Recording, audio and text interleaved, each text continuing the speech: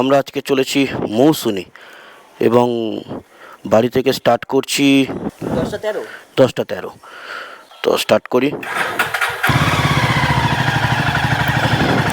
জয় মা।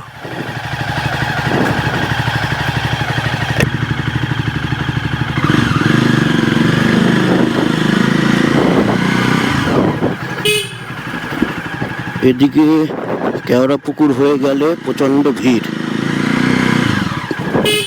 তো কেওড়া পুকুর হয়ে যাব না, আমরা জেমস লং ধরে বেরিয়ে যাব।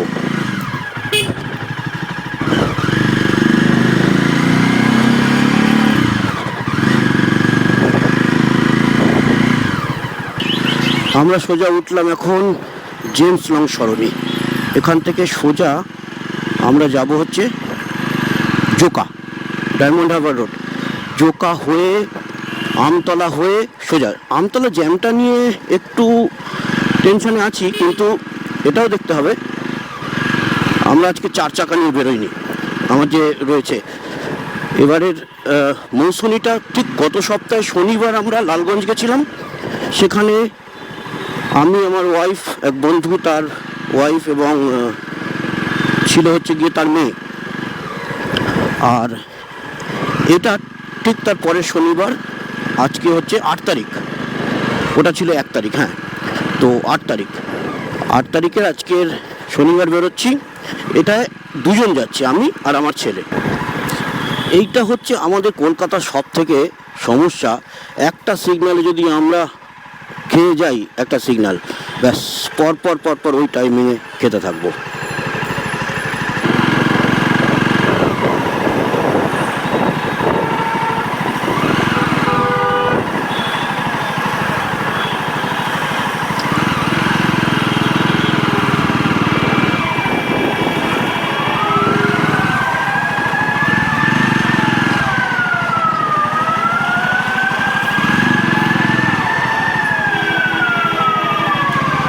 এই আমতলার দিকে যাচ্ছি।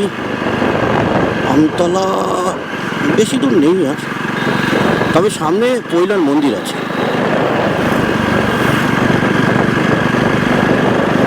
বাদিকেই পড়বে, ওই আসছে সামনেই, আমি গেট দেখতে পাচ্ছি পৈলার মন্দিরের।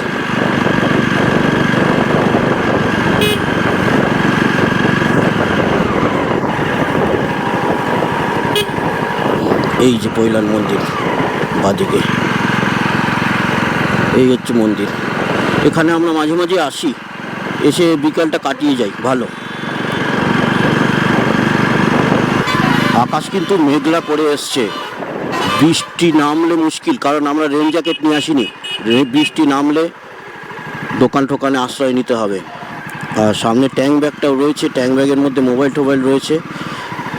ট্যাঙ্ক ব্যাগের কভারটা আনলে ভালো হতো। এনিওয়ে, এটা হচ্ছে ভাষা। আমায় ভাসাইলি রে, আমায় ডুবাইলি রে, অকুল দরিয়ার বুঝি কুল নাই রে।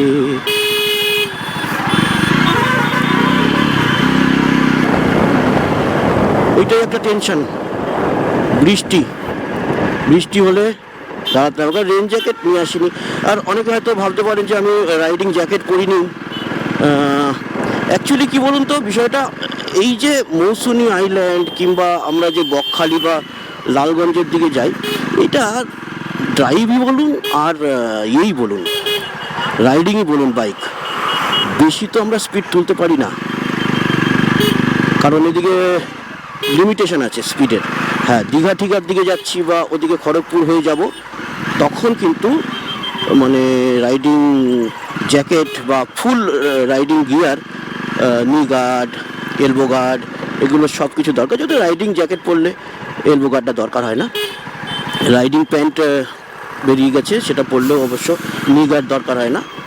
তো রাইডিং প্যান্ট আমার নেই, নি গার্ড আছে, নি গার্ডটাই ব্যবহার করি। এখানে পাড়ার মতোই অনেকটা, মানে কলকাতার মধ্যে গাড়ি চালানো, বাইক চালানো আর এই দিকটাতে আসাটা মোটামুটি আমার কাছে একই রকমই লাগে। আর এই দিকটায় আমি এত আসি, ফলে আমার কাছে মনে হয় এখানে রাইডিং জ্যাকেট আমার অন্তত দরকার হয় না, একেবারে পাড়ার মতোই হয়ে গেছে বিষয়টা। কিন্তু যারা বাইরের থেকে আসবেন তারা অবশ্যই সম্পূর্ণ ইয়ে করে আসবেন, কারণ ডায়মন্ড হারবার রোডের কিন্তু বদনাম আছে, বিশেষ করে এই যে বাসগুলো চলে না, এই বাসগুলো মানে মারাত্মকভাবে গা ঘেঁষে বেরিয়ে যায়। আমি নিজের চোখের সামনে অনেকগুলো ঘটনা দেখেছি। এবার আমরা জানি কোন বাস এরকম যাবে, তার আগে থেকে আমরা নিজেদের কন্ট্রোল করে নিই। তবুও একটা কথা বলবো যে রাইডিং গিয়ার সমস্ত কিছু পরে বেরোনোটাই ভালো। এই সেই শ্যামা সিনেমা হল এখন বন্ধ হয়ে গেছে। এখানে আমি 1997তেই সম্ভবত রাজা হিন্দুস্তানি সিনেমাটা দেখতে এসেছিলাম, আজও মনে আছে। এই একটাই সিনেমা দেখেছিলাম, এখন তো বন্ধ। কত সিনেমা হল বন্ধ হয়ে গেল। আকাশের চাঁদ আজ মাটির বুকেতে জোছনার রং ধরে, আমার জীবনে কেন বারে বারে। এই আমতলার জ্যামে এসে আটকালাম। এইখান থেকে আমতলার জ্যাম নাকি না বাস দাঁড়িয়ে আছে, ওই জন্য। এই জায়গাটা একটা মানে বাদিকের বারুইপুরের, ডান দিকে বিবিরহাট, এই জায়গাটা ওর জন্যই খুব জ্যাম। আর এই অঞ্চলের এটা হচ্ছে গিয়ে মানে প্রায় রাজধানী বলা চলে। আমতলাতে সরকারি হাসপাতাল রয়েছে, থানা রয়েছে, ওই জন্য। আর এটা মানে পুরো গঙ্গাসাগর সহ বকখালি শুধু নয়, ডায়মন্ড হারবার, ফলতা এই দিকে যাওয়ার জন্য একমাত্র রাস্তা বলে। আর এই মোড়টা সব থেকে বিজি মোড়, আমতলা মোড়টা। সিগন্যাল তো ছাড়া আছে, দেখা যাক এই সিগন্যালে বেরিয়ে যেতে পারি কি না। এখানে একদমই তাড়াহুড়ো নয়, জায়গাটা প্রচুর দেখতেই পাচ্ছেন। মনে হচ্ছে হয়ে যাবে, দেখা যাক।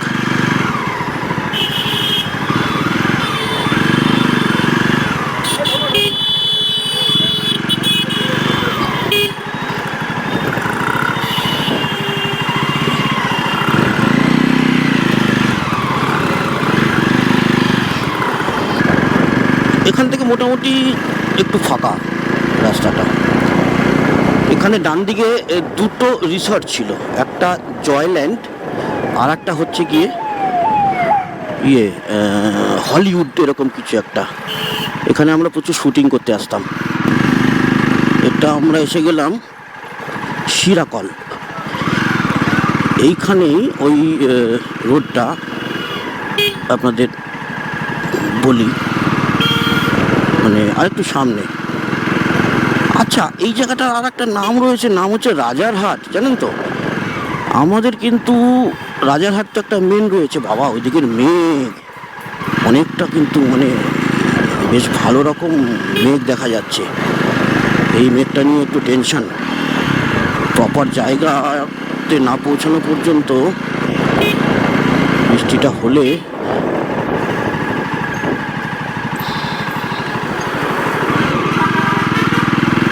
আমার রেন জ্যাকেট ছিল, রেন জ্যাকেটটা কে যেন নিয়ে গেছিল আর ফেরত দেয়নি।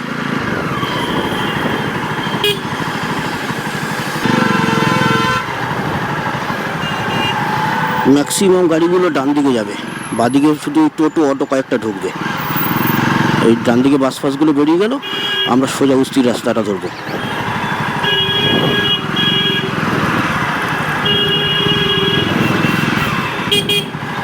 এই যে এখান থেকে আমরা বাদিকটা ধরবো।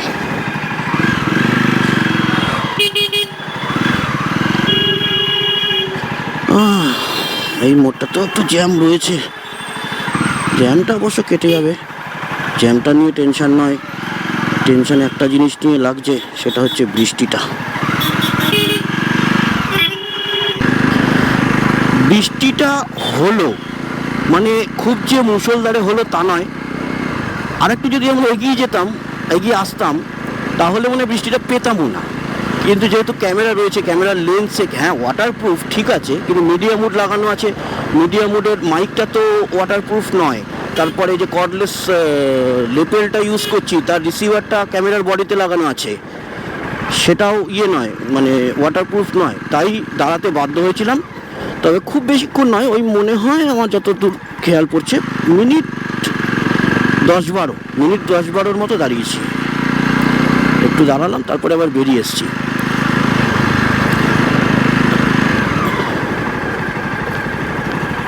এদিকে ডিস্টেন্সটা কম ডায়মন্ড হারবার স্কিপ করলে, কিন্তু ডায়মন্ড হারবারের দিক হয়ে গেলে আবার রাস্তাটা ভালো, তবে আবার ডায়মন্ড হারবারের দিকে জ্যামটা বেশি পাবো। তো সব দিকেই ভালো মন্দ মিশিয়েই আর কি রাস্তাঘাট। আরও খানিকটা গিয়ে তারপরে তেল ভরবো। এখনো পর্যন্ত হাফ ট্যাঙ্কের বেশি তেল আছে, তো টেনশান নেই। যদিও আমার এই বাইকে আবার 2.5 লিটারের উপরে রিজার্ভে রাখতেই হয়, না হলে ফুয়েল ইনজেক্টারে যদি হাওয়া ঢুকে যায় তাহলে হয়ে গেল। বাইক এটা চালালেই তো হলো না, এটা মেনটেনেন্স খরচা প্রচুর বেশি। সদ্য আমি প্রায় 40,000 টাকা খরচা করেছি বাইকটার পেছনে। অনেকগুলো সমস্যা ছিল, একেবারে কোম্পানিতে পাঠিয়ে ঠিক করে আনতে হয়েছে। এখানে লোকাল কোনো মিস্ত্রি এই বাইকে হাতই দেয় না, আর দিয়েছিল ব্যাস সব অনেক কিছু মায়ের ভোগে হয়ে গেছিলো। ওটা আমারই দোষ, মিস্ত্রিকে দোষ দেবো না। সে বলেছিল যে দাদা আমি পারবো না, আমি বলছিলাম চেষ্টা কর না। এটা হচ্ছে উস্তি থানা, উস্তি পুলিশ স্টেশন। আমাদের আর কিছুটা গেলে ডান দিকে আমাদের যেতে হবে, ডান দিকে গিয়েই বাঁদিকে টিফিনও করতে হবে। সকালে 10:15-তে বেরোলাম, 10:13-15 আর কি। তো সকালে কিছু না খেয়েই বেরিয়ে গেছি। আর এরকম এখন মনে হচ্ছে রোদ্দুর থাক ভাই, বৃষ্টিটা হলে অসুবিধা।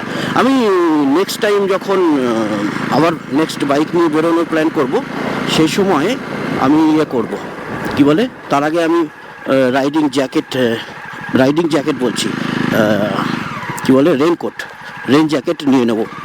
অন্তত পিছনে যে বসবে তার জন্য তো নিতেই হবে। আমি যদি রাইডিং জ্যাকেট পরি ওটা ওয়াটারপ্রুফই আছে, অসুবিধা হবে না। আর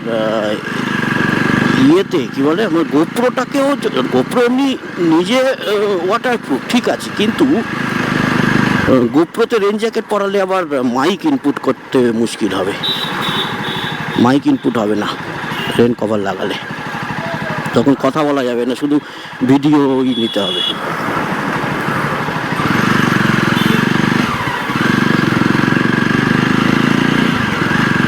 এখান থেকে আমাদের নিতে হবে হচ্ছে ডান দিক,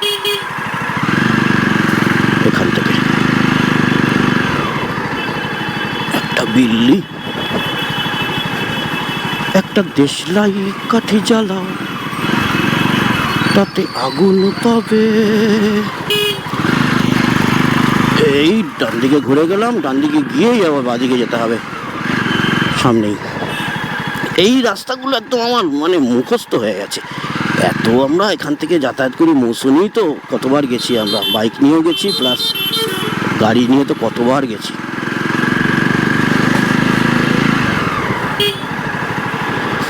মৌসুনি আইল্যান্ডে আমার এক বন্ধুর ক্যাম্প রয়েছে, কিন্তু ওদের ক্যাম্প এখন চালু হয়নি, মানে এখন বন্ধ আছে।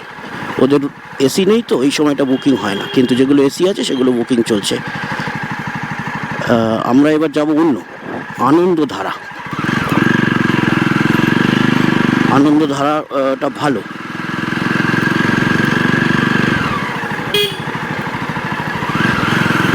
এই হচ্ছে বাদিক নিয়ে নিয়েছে, এখান থেকে সোজা গিয়ে আবার সেই ডায়মন্ড হারবার রোড যেটা, ওটাতে গিয়ে উঠবো। তবে ডায়মন্ড হারবার পেরিয়ে গিয়ে উঠবো আর কি, অনেকটা পেরিয়ে গিয়ে উঠবো।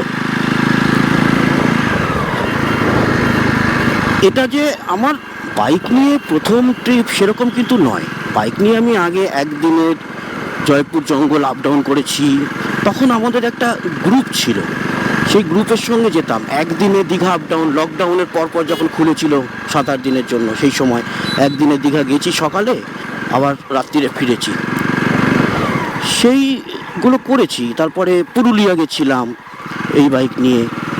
তারপরে যেই ছেলেটা আদিত্য বলে, ওরও সেম বাইক ছিল, ওরটা ছিল হচ্ছে মেরুন কালারের, আমারটা সাদা।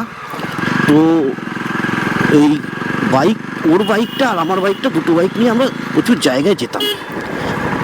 তারপরে সেই আদিত্য ও না মানে পৃথিবী ছেড়েই চলে গেছে। আমি ওর সঙ্গে এত ট্রিপ করেছি, তারপরে আমার আর এই মানে ট্রিপগুলো আর করতাম না। অনেক বলতো অনেকে যে চলো বেরিয়ে আসি বা চল ঘুরে আসি, যেতাম কিন্তু ইয়েতে যেতাম 4 চাকা নিয়ে, এই গাড়ি নিয়ে আর বেরোতাম না। ফলে এই গাড়িটা অনেক দিনই আমার পড়েছিল, বসে বসেও কিছুটা ইয়ে হয়েছিল, ড্যামেজ হয়েছিল। এখন ঠিক আছে, এখন একদম নতুনের মতো করে ফিরিয়েছি বাইকটাকে।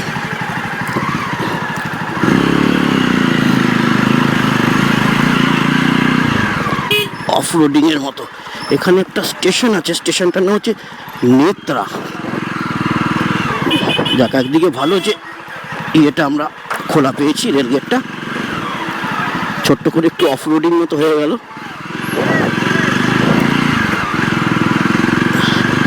এখন আমরা কিন্তু ওই রাস্তাটায় উঠিনি, ন্যাশনাল হাইওয়েটায় যেটা ডায়মন্ড হারবার হয়ে বকখালি যাচ্ছে, সেটাই উঠিনি। সেটাই উঠবার সামনে কাছাকাছি, বেশি না।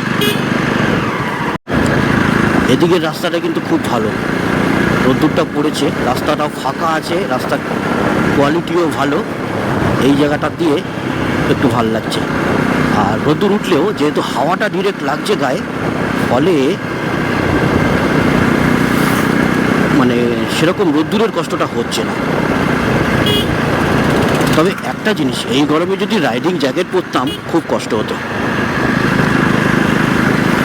যারা রাইডিং জ্যাকেট পরে এই গরমে বাইক চালায়, সত্যি তাদের কষ্টটা আমি তো ফিল করতে পারি, আমিও তো চালিয়েছি, খুব কষ্ট। তবে পড়তে হয়, পড়াটা উচিত, প্রত্যেকটা প্রোটেকশন নেওয়া উচিত।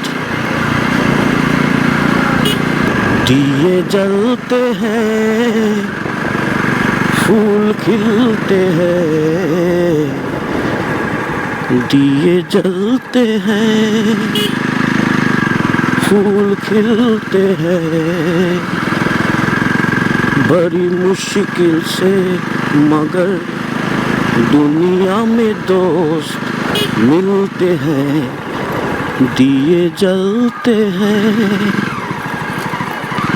दौलत और जवानी एक दिन खो जाती है, सच कहता हूँ सारी दुनिया दुश्मन हो जाती है। ওই মোড়টার কাছাকাছি এসে গেছি, যেখান থেকে আমরা আর কি আবার বকখালি রাস্তায় উঠবো, ন্যাশনাল হাইওয়ে, ওটার কাছাকাছি, খুব কাছাকাছি এসে গেছি। সামনেই সম্ভবত আসছে, একটুখানি গিয়েই এই যে এই বাদিকের টানটা নিয়ে আমার যতদূর মনে হচ্ছে একেবারেই এসে গেছি। টানটা নেওয়ার পরেই ওই মোড়টা, বেশিক্ষণ নেই আর, সামনেই আসছে ওই যে মোড়টা, বললাম না টানটা নিয়েই মোড়টা, চেনাশোনা হয়ে গেছে।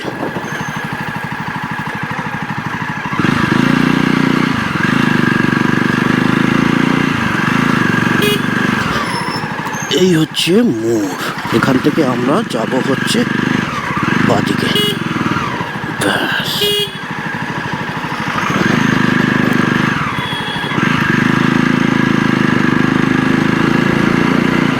এইখান থেকে মানে নামখানা সোজা, তবে সোজা বলতে কাকদ্বীপ পর্যন্ত আমাদের পরের আর কি টার্গেট। কাকদ্বীপ থেকে সোজা বেরিয়ে যায় গঙ্গাসাগর, আর বাদিক নিতে হবে সেদিক থেকে নামখানা। তবে মাসেল মেমোরিতে এমন হয়ে গেছে যে গঙ্গাসাগর যেতে গেলে আমি মনে হয় নামখানার দিকে ঢুকে পড়বো, কারণ এতবার আমি নামখানার দিকে গেছি।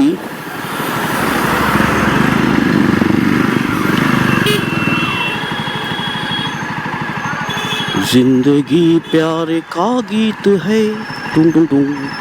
এখান থেকে লরিটার পিছনটা নিয়ে নিই, লরিটা বেরোবে, লরি বেরোলে লরিকে পদমে বেরিয়ে যাবো। ব্যাস, দুজনে মিলে জ্যাম করে রেখে দিল।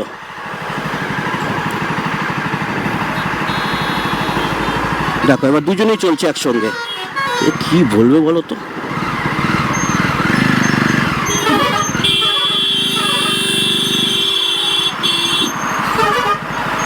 বাসটার পিছনে দাঁড়ালেই তো হতো বাবা, আর বাসটাও সেরকম দাঁড়িয়ে আছে।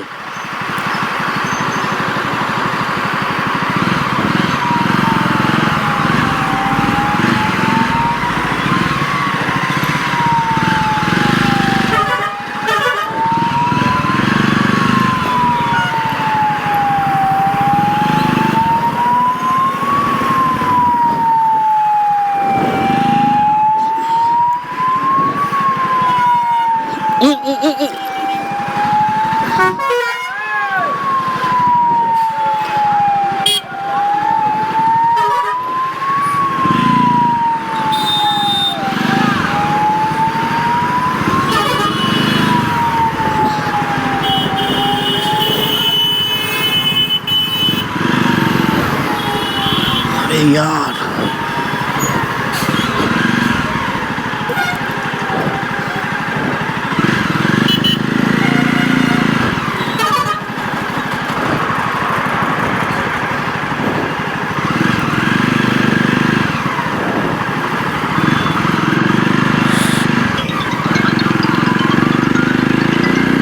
বাবা, এই বাসটার সামনে কোনো কিচ্ছু নেই গাড়ি, ফালতুবে জ্যাম করে রেখেছিল রাস্তাটাকে, বাজে লোক। মাঝে বেশ খানিকটা আমি চালালাম। এবার যেটা দরকার সেটা হচ্ছে যে একটু তেল ভরতে হবে গাড়িতে, একটুখানি তেলটা ভরে নিই।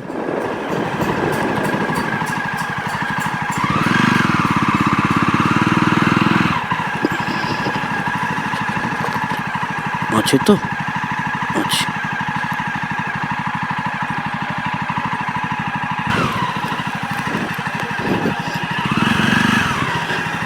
This is petrol. এই আমরা কাকদ্বীপে পৌঁছালাম।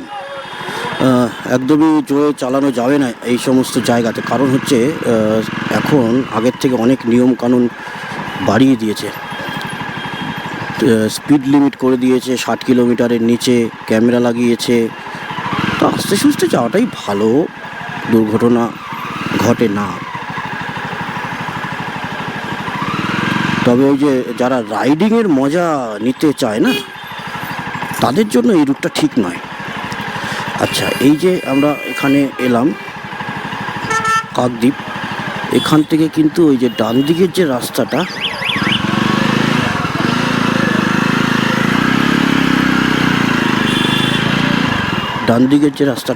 ওটা চলে যাচ্ছে হচ্ছে গঙ্গাসাগরের দিকে, আর আমরা যাব হচ্ছে বাদিকে নামখানার দিকে। নামখানা, বকখালি, এই পুরোটাই। এই জায়গাটাও একটুখানি জ্যাম থাকে, প্রতিবারই যখন আসি এই জায়গাটায় জ্যাম থাকে। এই জ্যামটা পেরিয়ে গেলে আবার নামখানা পর্যন্ত ওই যেরকম রাস্তায় এলাম, ফাঁকা রাস্তা খানিকটা পেলাম, ওরকম পেয়ে যাবো অনেকটা। সামনে সামনে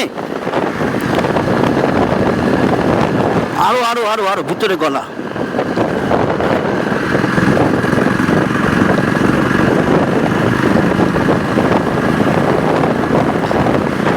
তো নামখানা ব্রিজ ধরে চলেছি।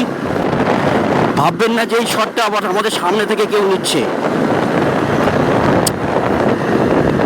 এই শটটা সামনে থেকে কেউ নিচ্ছে ভাববেন না, এই শটটা কিন্তু আমাদেরই নেওয়া 360 ক্যামেরা দিয়ে। সামনে একটা টোল আছে, সেটা গাড়ি নিয়ে এলে 15 টাকা করে লাগে, বাইকে এটা লাগে না, বাইক তো ফ্রি। বাইক তো মোটামুটি সব জায়গাতেই আমাদের ফ্রি দেখেছি। এটাও একটা সুবিধা বাইক নিয়ে এলে। তবে বাইক নিয়ে এলে এদিকেই গাড়ি নিয়ে এলে 15 টাকাই বাঁচে, কি তেলও বাঁচে, বাইকের তো তেলের খরচা অনেক কম। এই হচ্ছে আমরা বাইকের জন্য সাইড দিয়ে বেরিয়ে গেলাম। ব্যাস, এবার সোজা খানিকটা গেলে 7 মাইল বাজার পড়বে, সেখান থেকে ডান দিকে যেতে হবে হজুতের ফেরিঘাট। বকখালি এখান থেকে 24 কিলোমিটার মাত্র, ফ্রেজারগঞ্জ 22, 2 কিলোমিটার আগেই তো ফ্রেজারগঞ্জ পড়ে।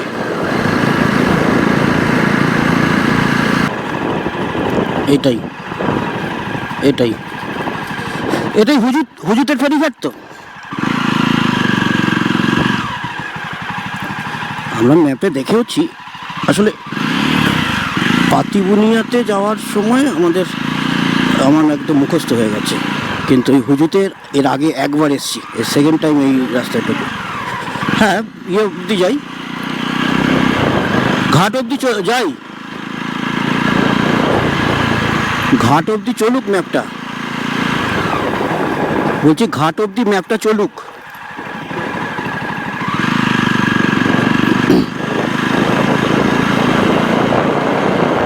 এদিকের রাস্তাটা একটু প্রবলেম আছে, এর থেকে মনে হয় পাতিবুনিয়ার রাস্তাটা একটু বেটার লাগে আমার, যদিও ওখানে 4 চাকা নিয়ে ম্যাক্সিমাম ঢুকেছি। বাইক নিয়ে এখান থেকে আমি বাইক নিয়ে মৌসুমি 2বার এলাম, 2বারই এই হুজ্জুতি দিয়েই ঢুকলাম। আর গাড়ি নিয়ে তো আমি অনেকবার এসেছি, প্রায় 6-7 বার এসেছি, বেশি ছাড়া কম না।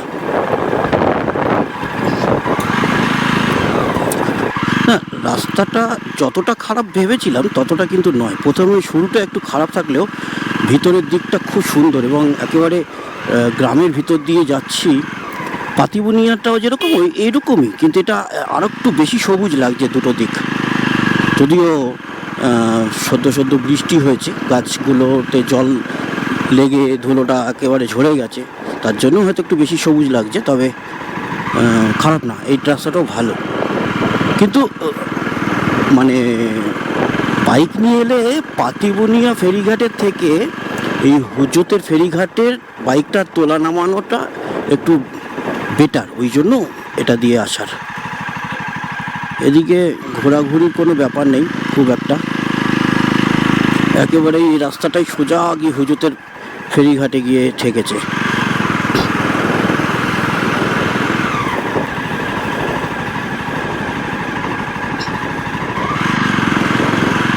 এই আমরা চলে এলাম হুজুতের ফেরিঘাট।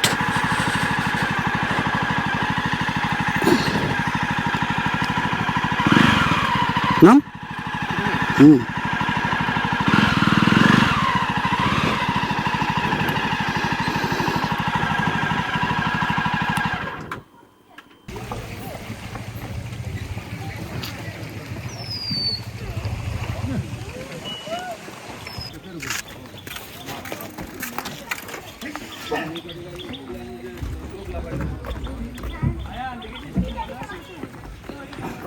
ষাট টাকা তো আমাকে সমেত, আর আরেকজনেরটা এক্সট্রা লাগবে না? 10 টাকা, 5 টাকা।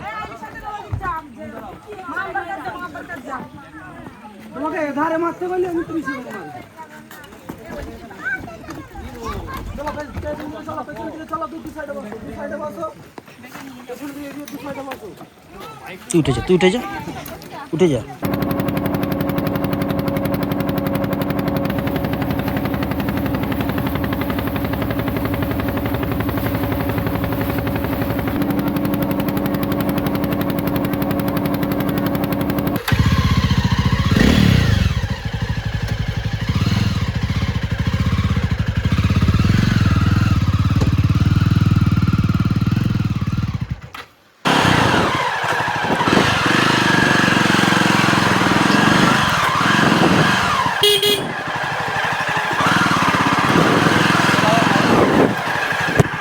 তো আমরা মৌসুমী দ্বীপে এসে গেলাম, এবার ক্যাম্পের দিকে যাচ্ছি।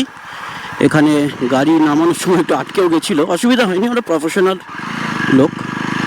এর আগেও আমরা এসেছি, বাইক তুলেছে, বুলেটও তোলে।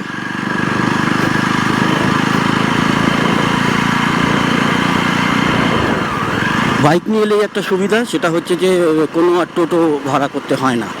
এখান থেকে আপনারা টোটো ভাড়া করতে পারেন যারা আসবেন। আর ম্যাক্সিমাম অনেকেই তো মানে সবাই যার গাড়ি বা বাইক নিয়ে আসে তা তো নয়, অনেক লোক আছে যারা বকখালিগামী বাসে করে 7 মাইল বা 10 মাইলের নেমে পাতিবুনিয়া হয়ে আসে। আবার যারা নামখানা স্টেশনে নামে তারা আবার অনেকে এই 7 মাইল দিয়ে এসে হুজ্জুতির যেই ঘাট থেকে আমরা এলাম সেই ঘাট থেকে আসে। তাদের আবার টোটোটা করতে হয়, যেহেতু ক্যাম্পগুলো সব হচ্ছে সেই সল্টঘেরি, তো পাতিবুনিয়া ডিস্টেন্স সব থেকে কম সল্টঘেরির সঙ্গে।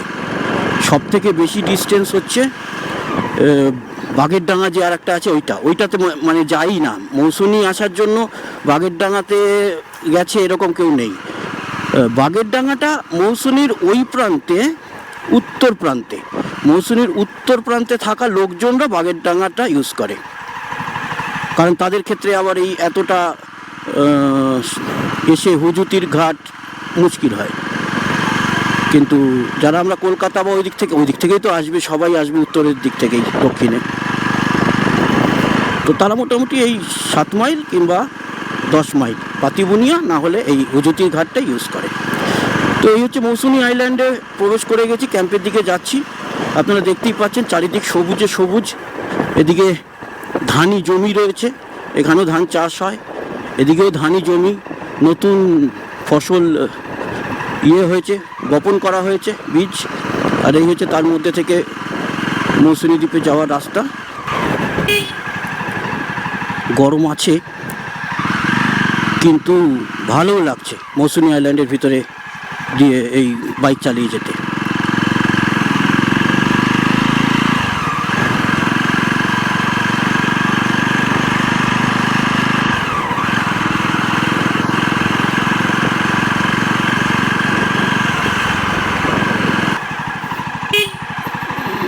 এখান থেকে ডান দিক।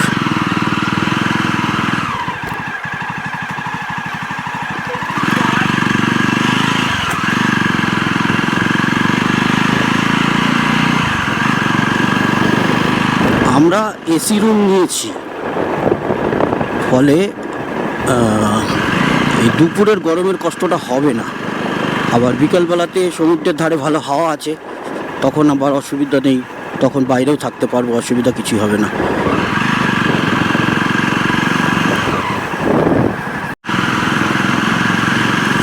এই জায়গাটা হচ্ছে পাতিবুনিয়া ঘাট থেকে বেরোলে এই বাজারটা এখানে বেরোয়। এবার পাতিবুনিয়া থেকে বেশিক্ষণ লাগে না।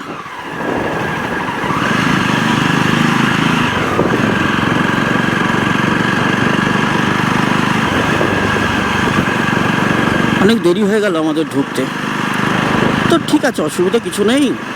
আমাদের তো বলাই আছে, গিয়ে একটু রেস্ট করব, স্নান করব, তারপরে খাবো। যদিও আমরা রাস্তাতে নামখানা ঠিক ব্রিজে ওঠার আগে ওখানে আমরা একটু দাঁড়িয়েছিলাম, দাঁড়িয়ে ওখানে ডিম টোস্ট আর ইয়ে খেয়েছি, কী বলে, ঘুগনি খেয়েছি। তো ওই জন্য খিদে নেই, একেবারেই খিদে নেই। তবে টিফিনটা আমরা অনেক লেট করে খেয়েছি। যখন আমরা নামখানার ওখানে টিফিন করলাম তখন 1:30 বাজে, ফলে খুব বাজে সময় টিফিন করে ফেলেছি। খাওয়া লাঞ্চ খাবো, সাজিয়ে গুজিয়ে তো ওরা দেয়, কিন্তু অত খেতে পারবো না, খুবই কম খাবো। নীল নির্জনে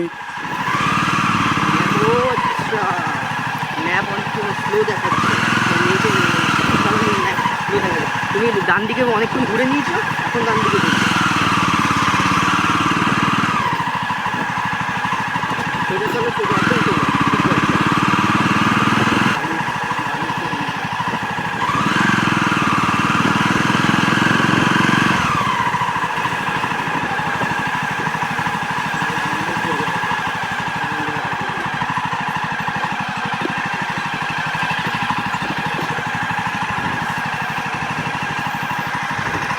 এদিকে না, এইখানে বাইকটা রেখেছি। এই হচ্ছে সুইমিং পুল, আর এই হচ্ছে ঘর। এই ঘরটাতে আমরা আছি। জল বেশি নেই, কোমর অবধি। নাম ঠান্ডা জল, হ্যাঁ জল ঠান্ডা। আচ্ছা, এই যে পার্টটা রয়েছে না আনন্দধারার, এই পার্টটাতে শুধু এই রুমগুলো রয়েছে আর এই সুইমিং পুল। বাকি আমাদের খাওয়া দাওয়া করার জন্য আর সমুদ্রের পাড়ে অ্যাক্সেস পাওয়ার জন্য আমাদের এর পাশে, মানে আনন্দধারারই পাশের প্রজেক্টে যেতে হবে। গায়ে লাগানো, মানে পাশাপাশি দুটো প্লটে। সুইমিং পুলটা বড় নয়, একদমই ছোট। তবে ঠিক আছে, দেখুন মৌসুমী দ্বীপে সুইমিং পুল ছিলই না, সেখানে একটা সুইমিং পুল এসছে। আর এই সুইমিং পুলে স্নান করার পর আমাদের আর একবার করে ঘরে গিয়ে বাথরুমের শাওয়ার নিতে হবে। এই ইয়েতে সত্যি কথা বলে স্নান করে খুব একটা মজা নেই। এত দূর অবধি জল না এলে, সুইমিং পুলে কিছু জায়গা থাকবে যেখানে মাথা অবধি জল চলে যাবে। যদি এটা বাচ্চাদের কথা ভেবে বানানো, বড়দের স্নান করতে এখানে অসুবিধা। বাচ্চাদের জন্য একদম ঠিকঠাক, পারফেক্ট পুরো। তুই এখানে ডুব মারবি না? না, এখানে আমি ডুব। আচ্ছা ঠিক, আমি একটা ডুব মেরে তাহলে উঠে বেরিয়ে যাই।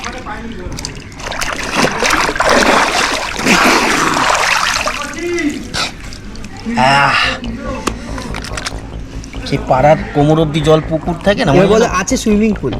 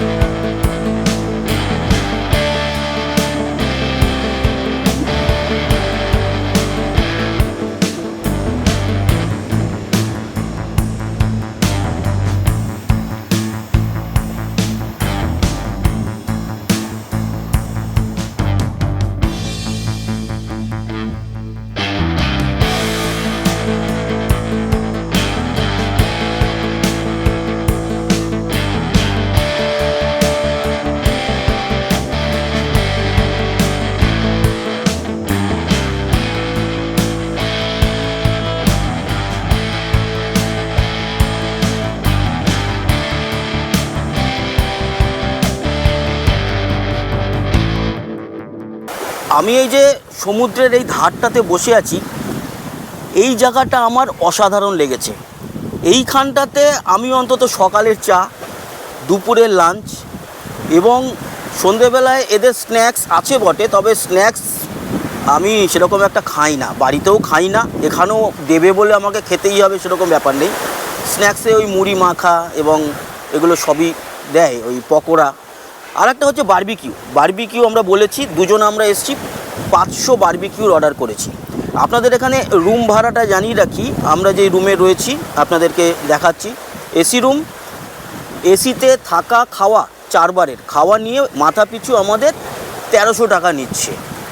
তো আমার মনে হয় ঠিকঠাক, এই গরমেও কষ্ট পাবো না। আর এই জায়গাটাতে বসে থাকলে তো কোনো অসুবিধা নেই। জল দেখুন কোথায় চলে এসছে একেবারে। আপনি যদি দেখাই, আমি ক্যামেরাটাকে দেখাতে বলবো, নিচে আমাদের এই জলটা, এই যে জলটার নিচটা এসে ধাক্কা মারছে, মানে আমরা যেখানে বসে আছি সেখানে নিচে এসে ধাক্কা মারছে।